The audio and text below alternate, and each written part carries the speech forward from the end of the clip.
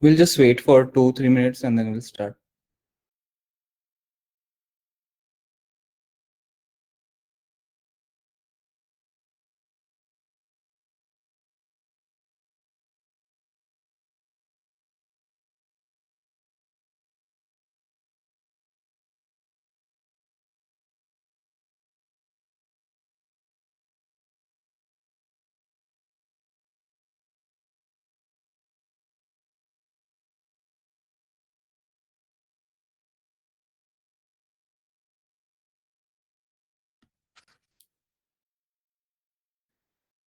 We are just waiting for four more few folks to join, and then we'll start.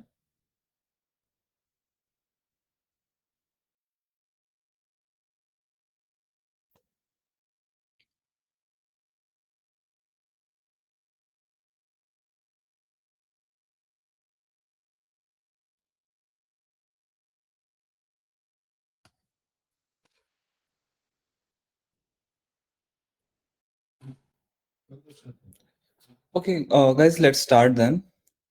So, good evening, everyone, and welcome to a session on HL7 V2 versus FHIR. Why smart health systems use both.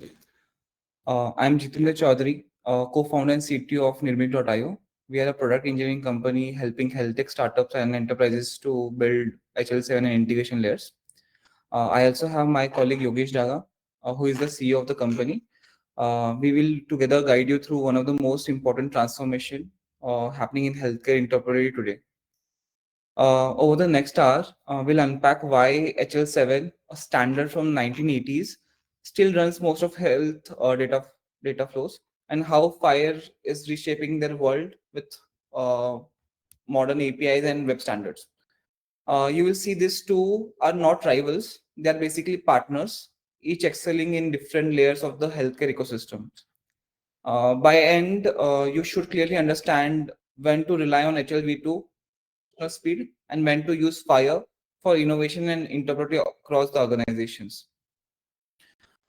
Before we go in depth, right, about HL7V2 and FHIR, right, we should know why actually interoperability matters and what it is interoperability, right? So in healthcare, right, every action that includes a lab test, a prescription, an admission, right, creates a data. And if these data points stay trapped in separate systems, like billing, EHR, EMRs, right, clinicians will make decisions without knowing the full picture of the patient. So basically, interoperability is the bridge that lets systems exchange, interpret, and use data meaningfully. It's what turns information into an insight, and based on the insight, an actual care can be given. Without it, we see duplicate tests. There are medical errors which happens because the missing information were there, right? And the delays in treatment, because if the doctor or the provider doesn't know what a patient is having and what his past medical history is, they will not be able to do an exact treatment for the patient. With HL7 and with interoperability, right, we get a good coordinated care across settings, patients who can access their own records, and the health system that can analyze population for better outcomes and lower cost. The goal is very simple. Data should be clinically useful wherever it travels, right? Uh, Interoperability from our perspective are on four levels. If you see on the slide, right, on the right side, we have divided in four parts, right? So there are the first part is the foundational, which means a basic data transfer. Basic data transfer means I can send a file to another person without understanding it, like a fax or printout which we give, right? It's just a data transfer. The second level to it is a structural, where we define the format and the syntax of the exchange which is happening. HLV7 and FHIR both operate here. They have a specific structure, like FHIR has a JSON and HL7 has a pipes separated symbols, right? All are structured and understood by other systems, right? And they have a rules as well. HL7 has a lot of rules. FHIR also has a way of structuring the data in a format which can be organized and understood by other systems. The third comes the semantic layer, right? Data is transferred in the structure. Semantic is understood, right, but actual meaning of the data is in semantic. Like there are standards like Lonix, SNOMED CT, ICD-10, right? So everyone knows the data and they understand in the same way, right? HL7 transfers the data, but understanding is missing. You will be surprised, right? One hospital has a glucose test in the code as GLU, and someone has GLU OSE, right? The difference in that causes problem, but semantic make sure it is standardized. The last level of interoperability is organization level, where there is a governance and there's a policy, that an agreement between two organizations, that the or the two systems, that the data can be flowed securely, right? FHIR pushes this interoperability deeper into the semantic layers, because FHIR has the code validations and code set inbuilt in it, while HL7 has mastered the structure level. And when these two combine, right, we can cover all the spectrum. So if you see the diagram which I'm representing, right, this represents the interoperability challenge, why it exists, right? So you can clearly see on the left side, right, without interoperability what happens. There's a gap where if there is a non-interoperable environment, right, patient literally have to carry paper records between clinics. Lab repeat tests because result don't transfer, right? I go to one hospital, they recommend the same blood test, and I go to another doctor, they again recommend the same blood test to me. So there is a money loss for the patient, time loss, and the care time is also lost there. And sometimes even allergies or some past diseases are also lost, like a diabetic person, right? Whenever they go to a special care, uh, someone misses if that person is diabetic, that question is not asked, there's a serious consequence on it. But when HLV7, V2 and FHIR work together, right, that changes. If you see, right, everyone is in coordination with it without patient being have a hassle of carrying the paper, right? And each hospital is connected with each other. It's fast and it's also event driven. FHIR, HL7 is internal, FHIR is an organization level. One hospital can talk with another because FHIR standardizes that, and this results in a continuous data flow that flows the patient from one setting to another, eliminating the duplicates and improving the safety. So let's trace the patient journey to see where the gaps actually appear, right? In the primary care, right, a doctor might see the patient's latest prescription from a specialist. When a lab receives an order, right, it doesn't get the patient's clinical context, which was happening in the primary care. A referral to a cardiologist may also lose the details because systems don't speak to each other. This is when you are sending a patient to another hospital, so that they also create a separate file for it because the data is not being shared. Inside that hospital, the record from previous visits are not there, or they are very hard to find because there is a paper involved and it becomes difficult for them to query and give the results. And at home monitoring, devices collected data, those never return to EHR because there is no sync between them. The solution is to use the right standard for each step.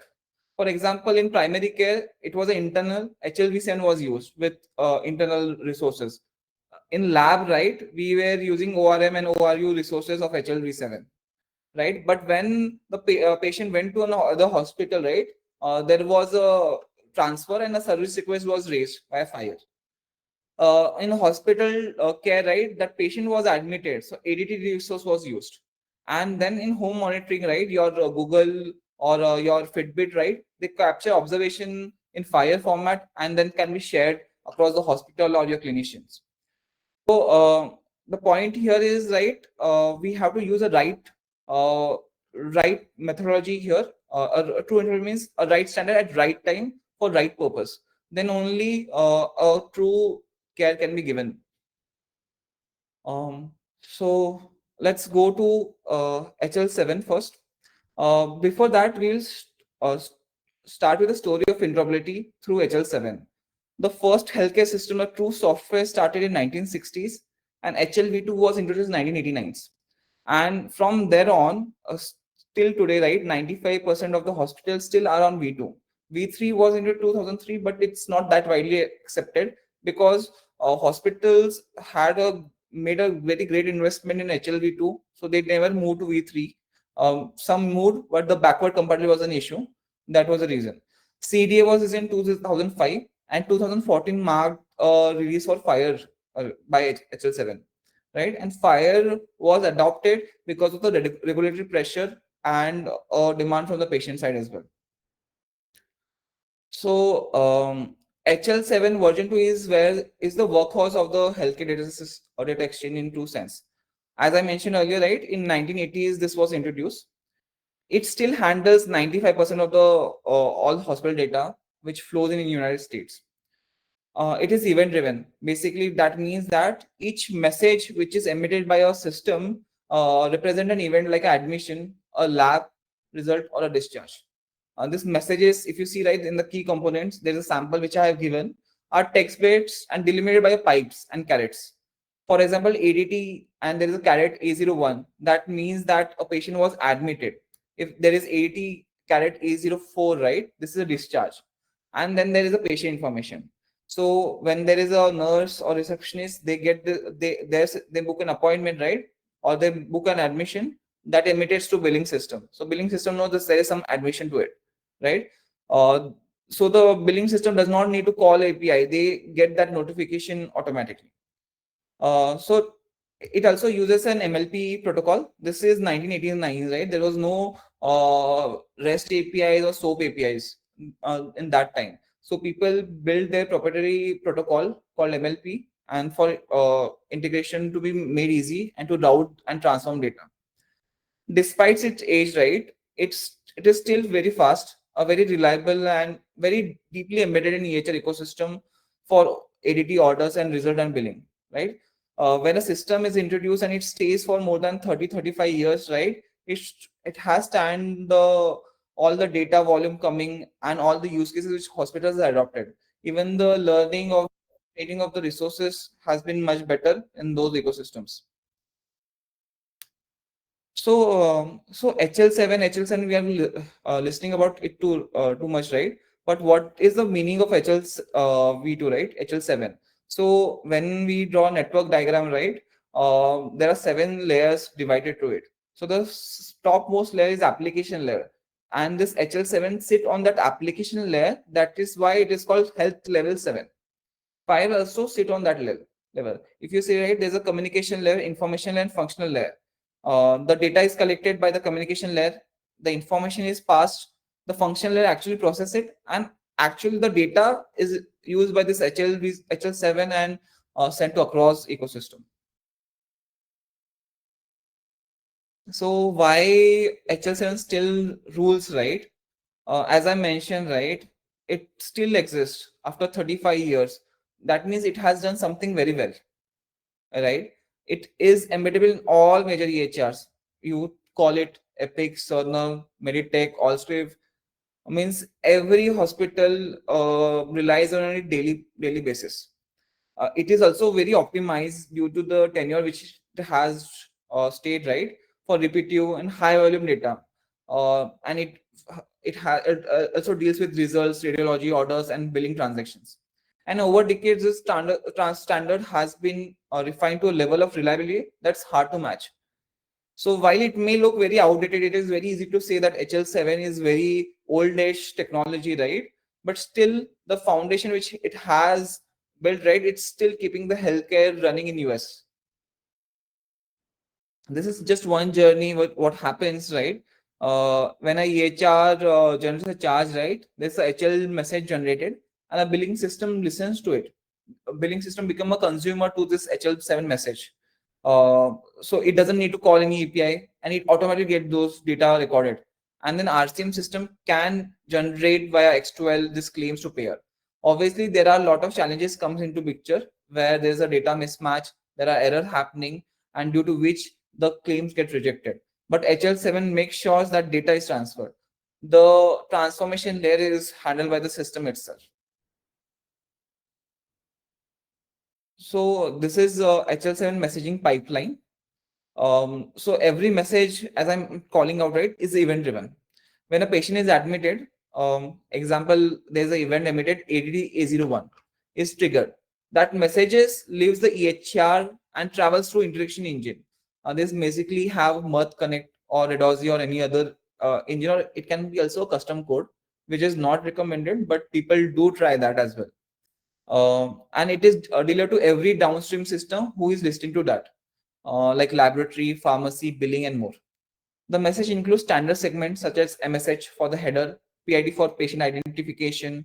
There's a P1 for the visit details, and there's OBR and OBX for the results of this visit.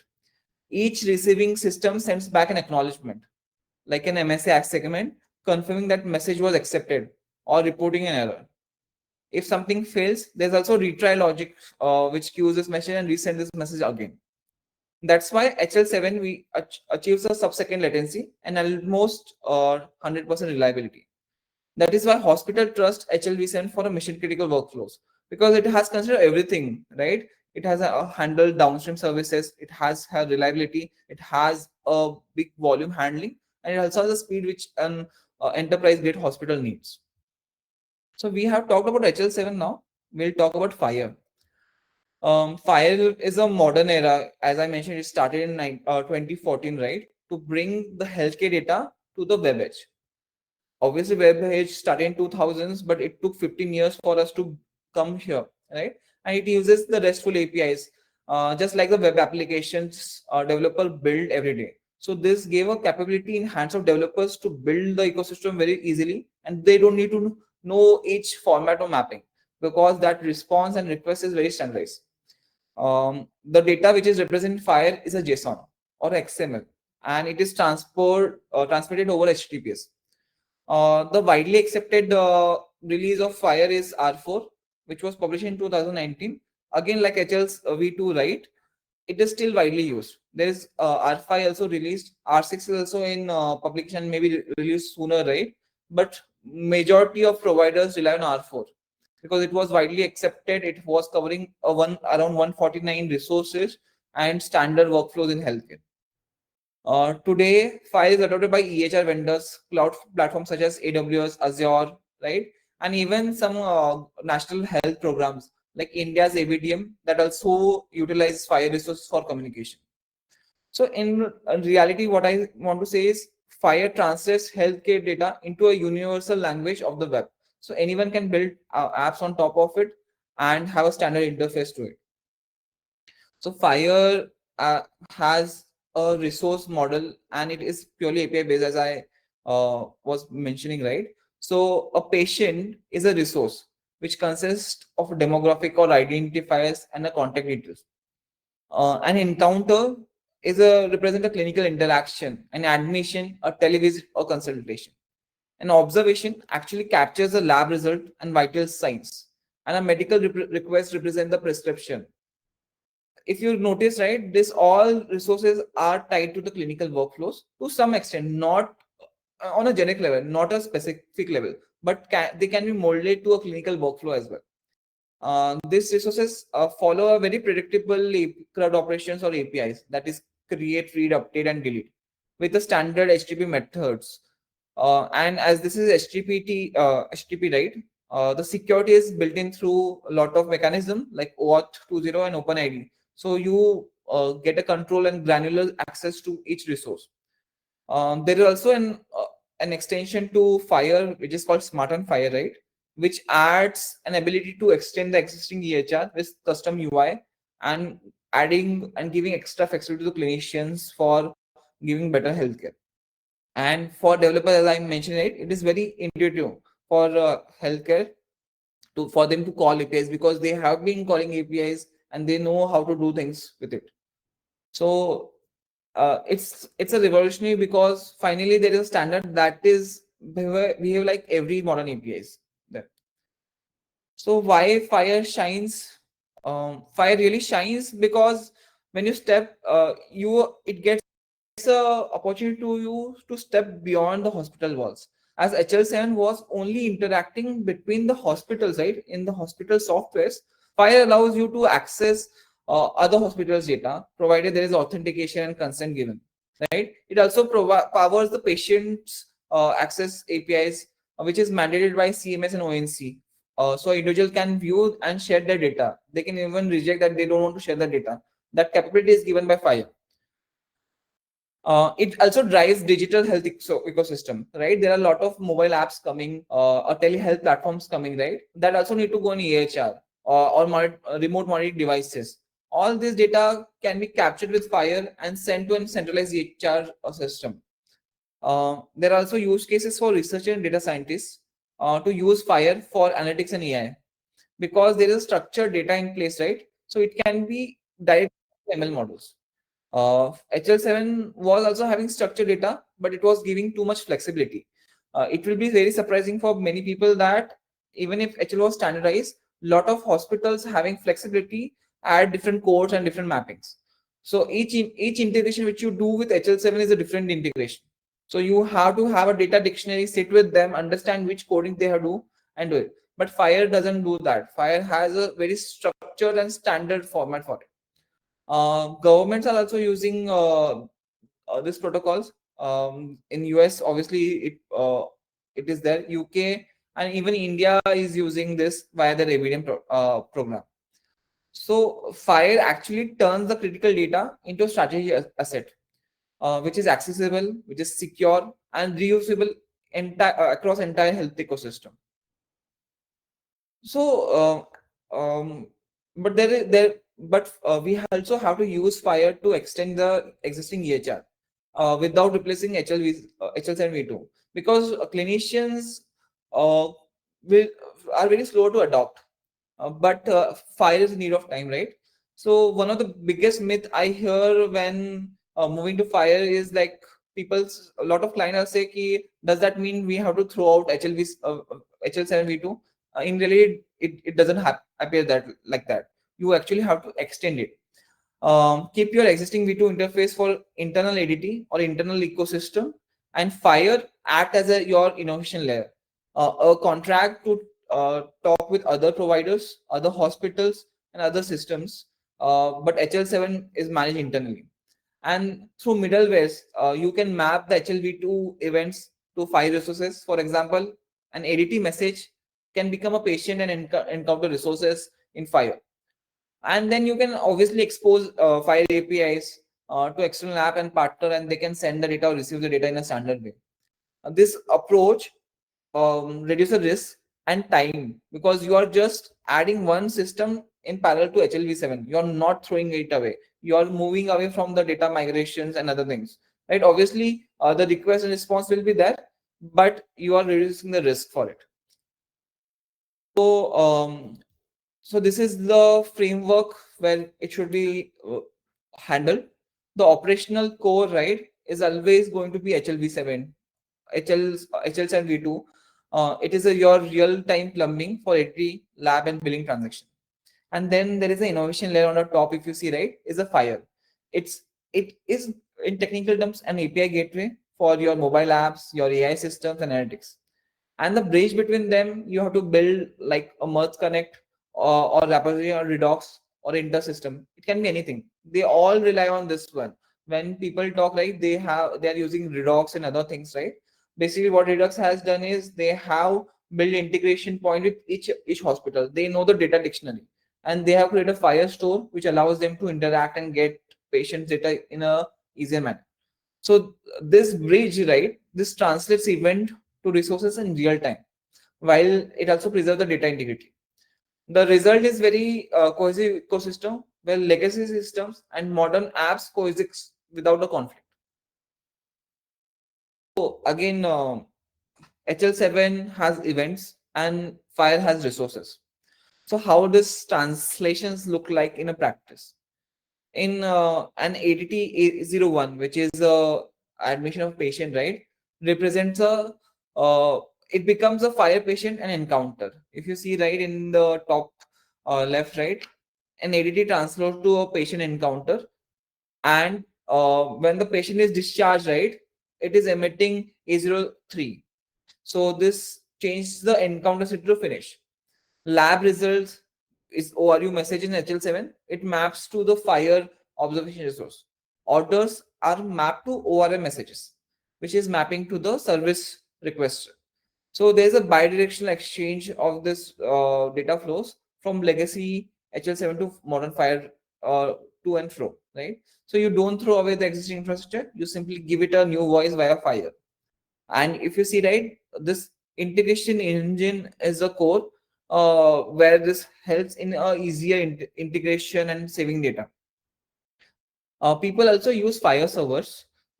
Azure has a big FHIR server. There is open source EHR base and other things in place, which allows us to create a FHIR store and actually build a complete analytics board or AI, or build predictive analyst on top of it via FHIR. So there are patterns. I have already discussed a pattern earlier, that there's an integration engine, but on primary there are two patterns which bridge this data transfer. The first is introducing a transformation service. This can be obviously a merge connect or a custom code.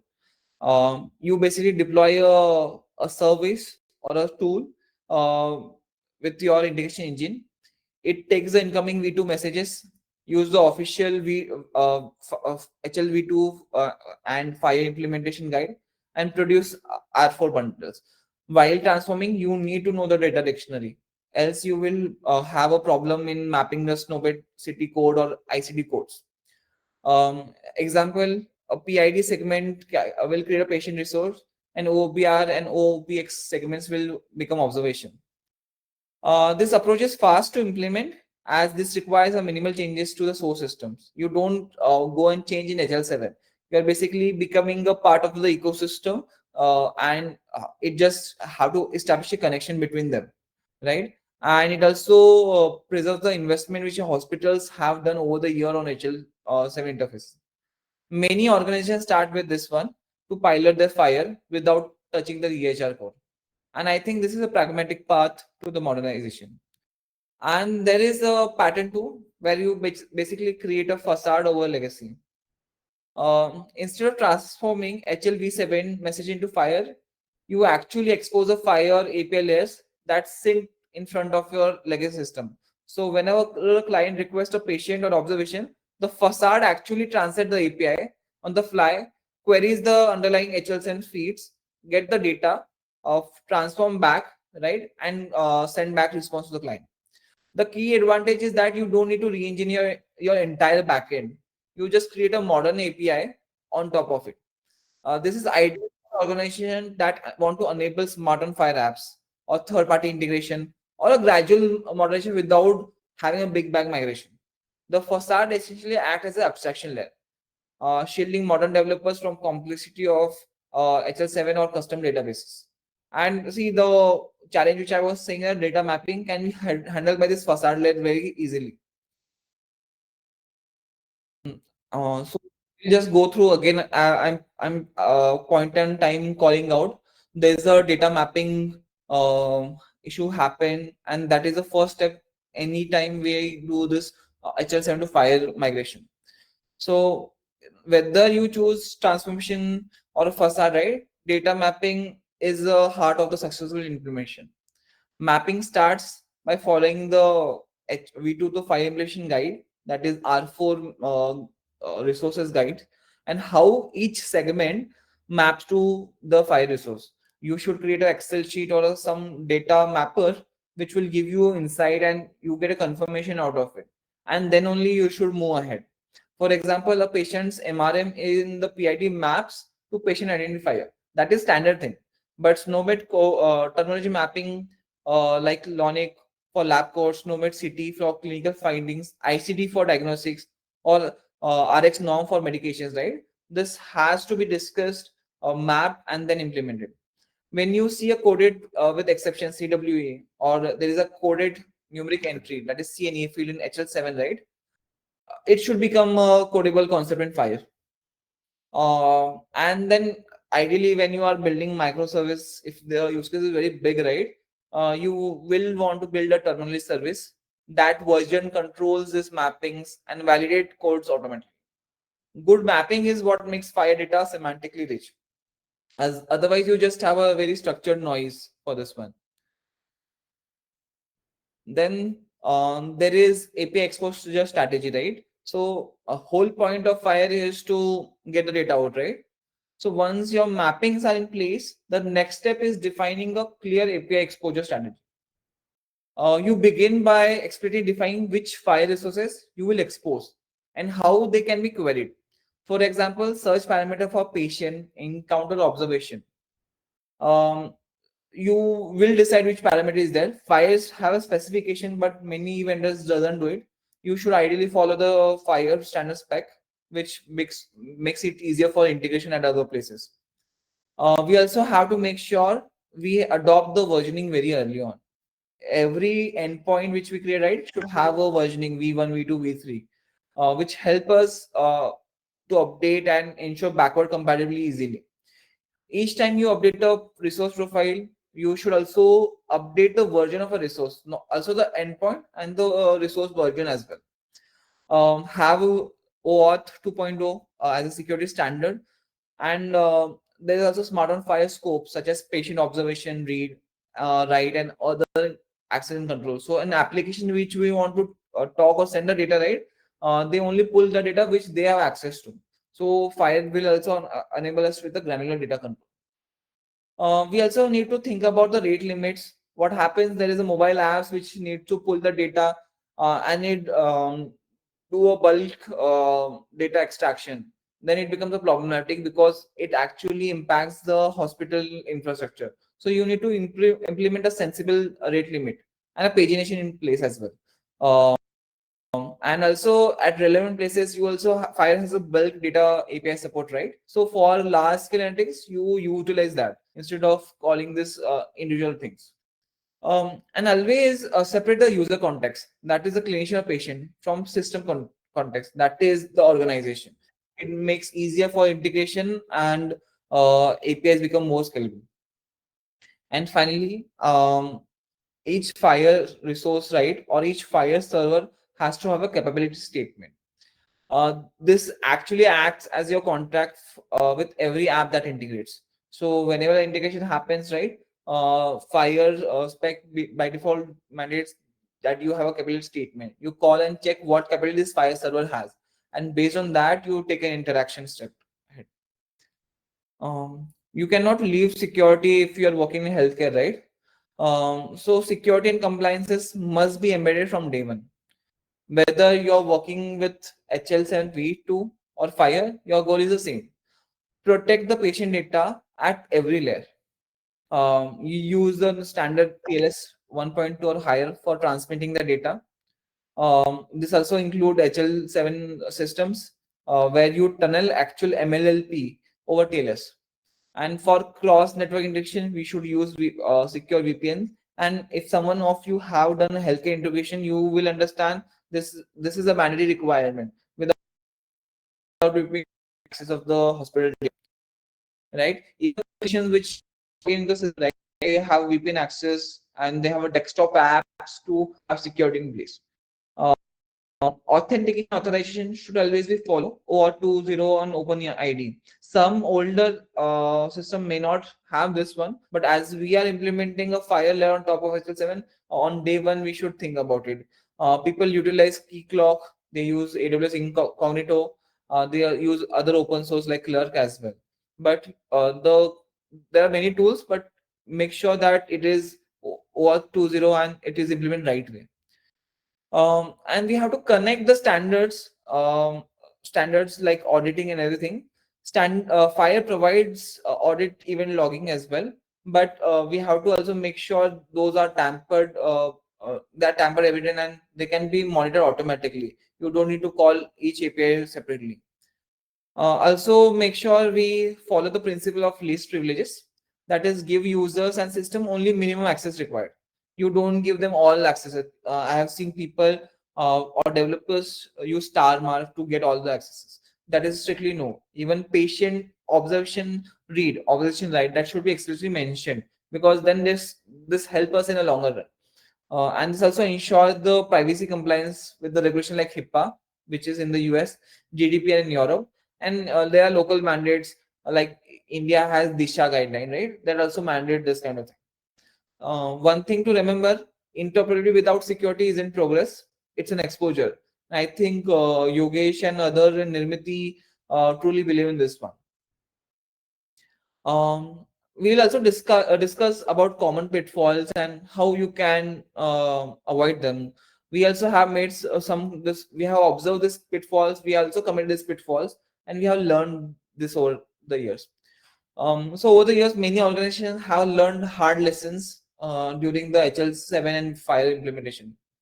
Um, so the first one is version drift. Different systems use different FHIR versions, and that can break the communication. The fix is very simple: lock your version and schedule synchronized updates. Right? You make sure that you are compatible. You add a R4, R5 version thing to it. Second is terminology mishaps. I think from the start of the session, I'm saying this is a biggest pain point, and this is what the biggest time-taking activity in HL7 and FHIR thing. Never rely on local codes. Each hospital has their different coding mechanism into it. So always use a centralized version control system. You know which code, and then you can map to a FHIR or CP code. And third, PHI exposure. Only broad API scopes, right? As I mentioned, there are a lot of incidents, and there's a site on HIPAA, right, which mentioned like around 30 or 40% of this talks about PHI exposures, and they have paid a penalty, huge penalty because of it. So, overly broad API scopes or lack of filtering can leak sensitive data. So, always apply least privilege access and audit regularly.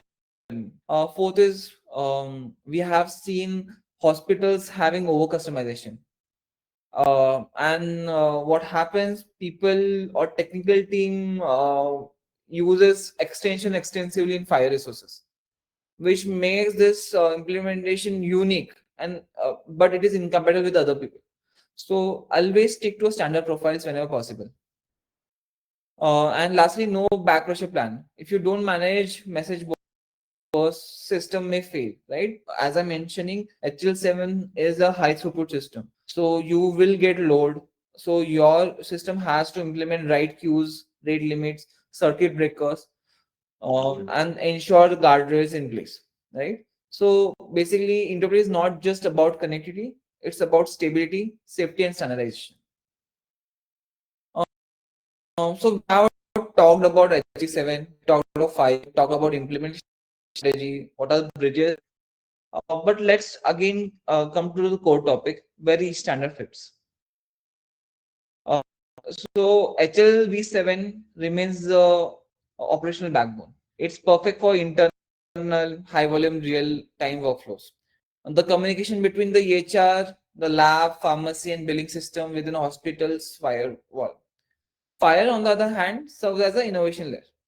It's built for patient access, mobile apps, telehealth, analytics, and AI.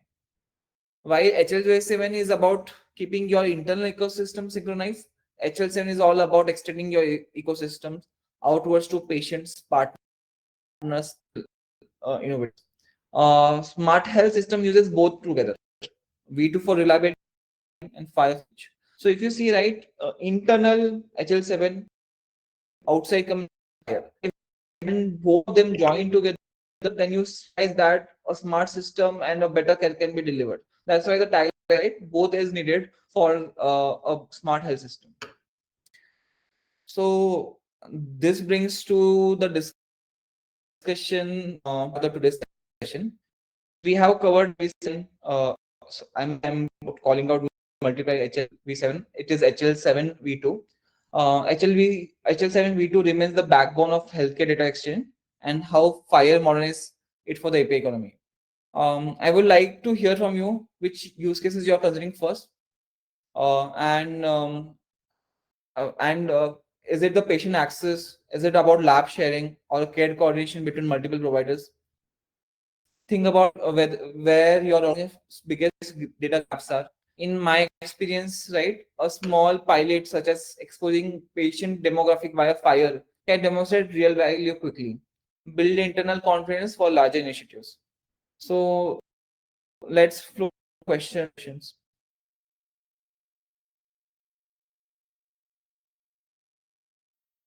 Um, any questions, guys?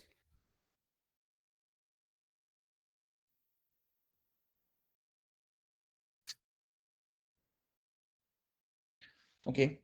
We can move to the closure then. So I hope you have got what you were asking from this webinar, and thank you so much for joining. And I hope today's clarity on how HL7 and FHIR can work together to create a truly interoperable patient-centered healthcare system. Have a great evening and have a great weekend.